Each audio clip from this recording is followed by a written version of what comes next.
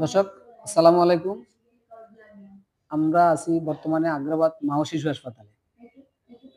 এক ভাইকে মানবতার সেবায় এগিয়ে আসলাম ব্লাড দেওয়ার জন্য। আসলে আজকে ভিডিওটি যে জন্য বানানো, একটা ভাইয়ের প্রায় ৪ থেকে ৫ ব্যাগ ব্লাড লাগে। আমরা ২ জন অলরেডি ব্লাড দিয়েছি, আরো ২ জন রাস্তায় আছে।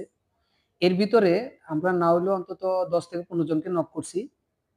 এখানে আমরা একটা জিনিস দেখতে পাইলাম যে অনেকে ভয় পাচ্ছে। আসার জন্য ভয় পাচ্ছে। মানে ব্লাড দিতে এসে ভয় পাচ্ছে। তো দেখেন আমাদের পাশে আরো একটা ভাই ব্লাড দিচ্ছে।